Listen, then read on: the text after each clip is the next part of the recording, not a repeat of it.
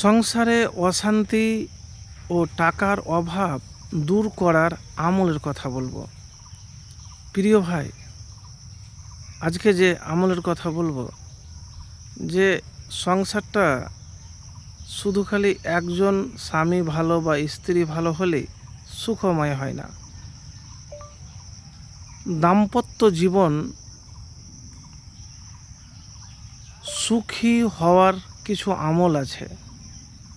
তো আমি সর্বপ্রথম যেটা বলবো, যাদের সংসারে হামেশাই ঝগড়া অশান্তি লেগেই থাকে, কি লেগে থাকে? ঝগড়া অশান্তি লেগেই থাকে। অশান্তি দূর হচ্ছে না, অনেক কিছু করছেন, কিন্তু মনে হয় যে স্বামী স্ত্রীর মধ্যে কোনো মেল নাই, আর অভাবও ছুটে না। দেখেন ভাই, দাম্পত্য জীবন সুখী শান্তিময় করতে কোরআন হাদিসে বেশি কিছু কার্যকারী আমলের দিক ও নির্দেশনা রয়েছে। এর মধ্যে সবচেয়ে গুরুত্বপূর্ণ হলো নিয়মিত দোয়া করা, একে অপরের প্রতি ধৈর্য ও সদাই আচরণ দেখানো, রাসূলুল্লাহ সাল্লাল্লাহু আলাইহি সাল্লামের সুন্নাহ মেনে চলা। তো দেখেন, দোয়া তো করতেই হবে, ধৈর্য, ক্ষমা, সবুর, ইসলামিক আমল বা সুন্নার কথা বলবো। দাম্পত্য জীবনে মতবিরোধ হওয়া স্বাভাবিক। স্বামীর কোনো আচরণে স্ত্রী কিংবা স্ত্রীর কোনো আচরণে স্বামী রেগে গেলে ধৈর্য ধারণ করা এবং তা অপর পক্ষের ভালো দিকগুলো বিবেচনা করা একটি বড় আমল।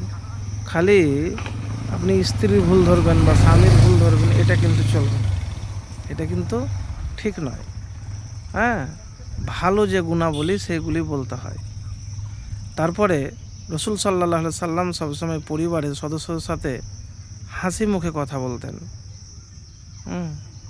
হাসি মুখে কথা বলতেন। তো দেখেন, স্বামী স্ত্রী উভয়ে যদি তাহাজ্জুদ নামাজ পড়ে নিয়মিত হাত উঠিয়ে দোয়া করেন, হ্যাঁ, একে অপরে তর্কবাস যদি না জড়ান, তর্কবাসকে ত্যাগ করতে হবে।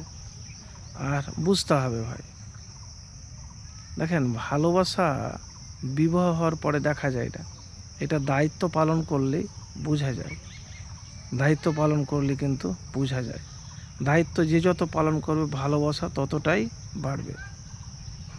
এটা ভালোবাসা দেখার জিনিস নয়, বিবাহের পরে সেটা দায়িত্বর মাধ্যমে, হ্যাঁ, এটা দেখা যায়।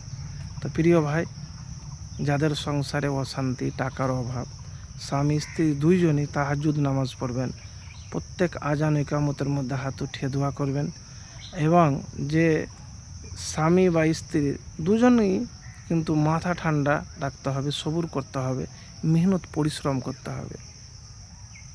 পরিশ্রম ছাড়া সংসারে বিকল্প নেই। আর শান্তির জন্য সবসময় এক অপরকেই মাথা ঠান্ডা রাখতে হবে।